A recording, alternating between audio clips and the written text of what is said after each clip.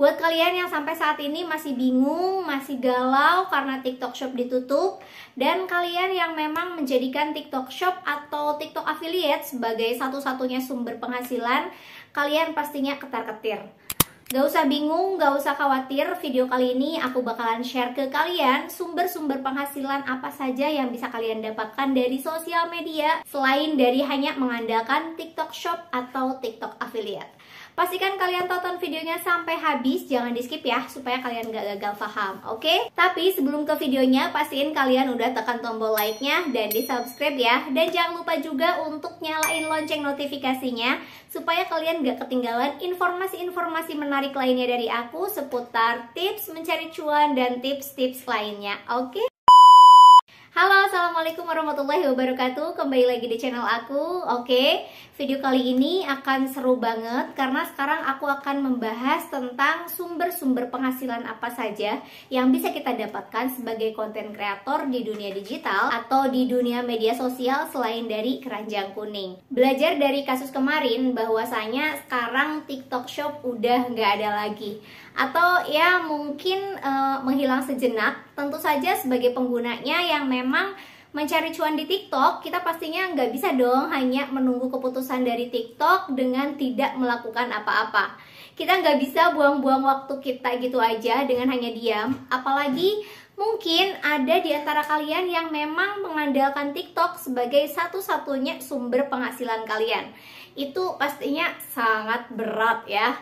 Nah, dengan adanya video ini, semoga aja bisa membuka wawasan kalian bahwasanya ada loh penghasilan lain di luar keranjang kuning sebagai konten kreator.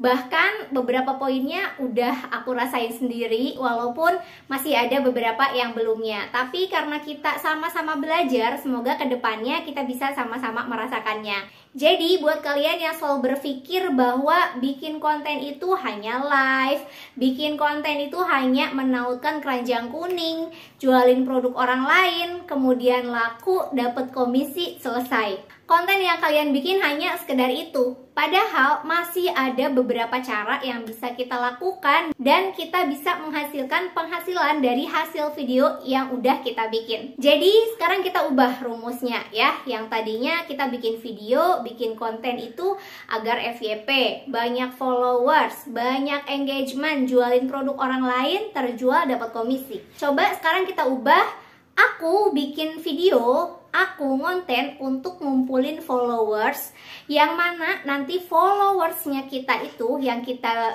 dapatkan itu bisa menjadi aset digital kita untuk kita petik hasilnya sekarang dan di kemudian hari, supaya kita nggak tergantung dengan satu platform aja. Jadi buat kalian yang mau jadi konten kreator atau yang udah jadi konten kreator dan mau menghasilkan uang dari konten yang kalian bikin selain daripada keranjang kuning, langsung aja kalian simak ya. Pertama itu dari AdSense atau dari iklan. Jadi keran pertama atau sumber penghasilan pertama yang bisa kita dapatkan dari hasil konten yaitu bisa dari iklan atau dari AdSense. Jadi ketika kita bikin video seperti di YouTube, kita bisa memonetisasinya dengan dapat penghasilan dari iklan. Tentu saja kalau kita udah memenuhi syarat sebagai partner YouTube ya.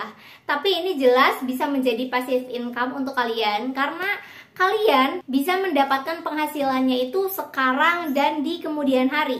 Jadi misalnya kalian itu bikin videonya itu sekarang, tapi video kalian itu masih bisa ditonton setahun atau 2 tahun ke depan. Jadi selama video kalian masih ada yang nonton, maka penghasilan kalian juga akan terus mengalir. Apalagi kalau target penonton kalian itu orang-orang luar ya.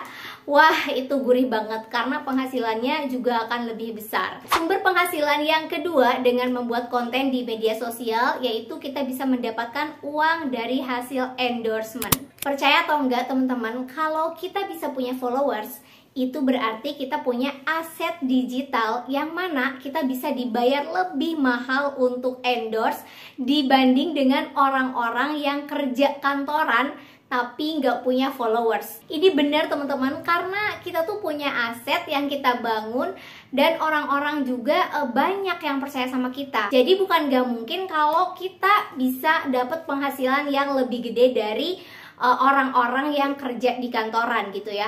Nah, untuk rate endorse juga tentunya berbeda-beda teman-teman. Biasanya itu tergantung dari media sosial apa yang kita pakai untuk promosi. Bisa juga tergantung dari berapa banyak followers yang kita punya, dan masih banyak juga faktor-faktor pendukung lainnya yang bisa membuat harga endorsement itu menjadi sangat mahal.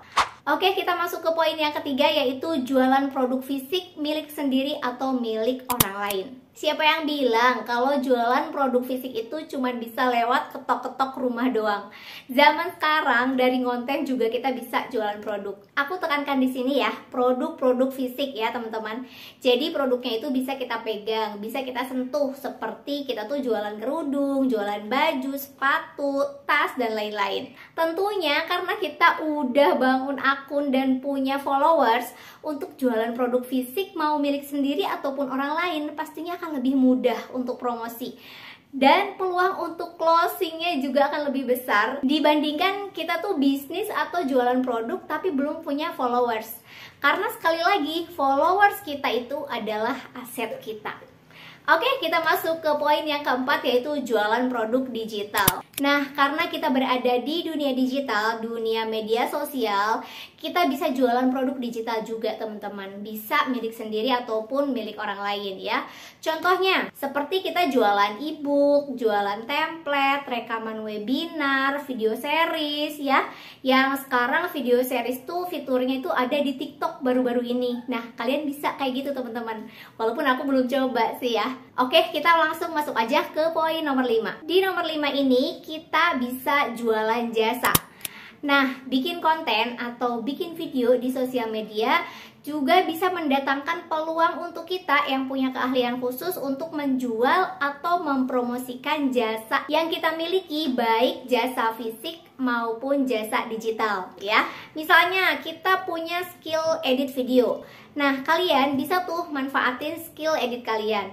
Itu kan jatuhnya jualan jasa ya. Atau misalnya kalian itu jago bisnis, kemudian kalian itu diundang untuk live webinar misalnya kayak gitu. Nah, itu juga termasuk jualan jasa ya.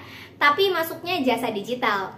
Kalau jasa fisik itu contohnya kita jago make up, kemudian kita diundang nih buat make upin artis misalnya ya. Atau kita bisa mijit, atau bisa ngurut, atau mani-pedi gitu ya. Nah, kemudian kita diundang untuk mani-pedi, kemudian kita datang dan kita dibayar gitu. Nah, itu masuknya jasa fisik.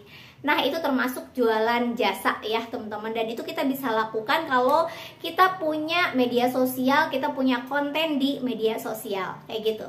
Nah, oke teman-teman, itu tadi ya 5 sumber penghasilan yang bisa kita dapatkan sebagai konten kreator di media sosial selain dari Keranjang Kuning aja. Jadi sebagai konten kreator seharusnya kita nggak terlalu bergantung dari satu platform aja ya. Karena kalau kita cuma punya satu sumber aja, misalnya kita ngandelin TikTok Shop doang gitu. Nah, sekarang TikTok Shop ditutup, kita mau makan apa? Gigit jari? Nggak mungkin dong ya, jangan kayak gitu teman-teman. Jadi setelah kalian nonton video ini, harapan aku kalian jangan menyerah, terus aja ngonten. Karena dengan ngonten kita bisa dapat aset yang bisa menghasilkan uang dari beberapa keran yang udah aku sebutin tadi. Bisa dari webinar, AdSense, endorsement, workshop, jualan produk sendiri, jualan produk orang lain, kemudian affiliate juga masih bisa ya, walaupun nggak di TikTok. Karena sebenarnya untuk affiliate kita juga masih bisa tetap menghasilkan kok. Hanya saja mungkin untuk saat ini kita beralih. Misalnya kita bisa coba Shopee affiliate, Lazada affiliate, Tokopedia affiliate, dan affiliate yang lainnya. Nah, oke teman-teman, mungkin itu saja sharing kita kali ini. Semoga video ini bermanfaat untuk kalian semuanya. Jangan lupa buat dukung terus channel aku dengan cara di like dan di subscribe. Oke, terima kasih udah tonton video aku sampai habis. Sampai ketemu lagi di video-video aku selanjutnya. Wassalamualaikum warahmatullahi wabarakatuh.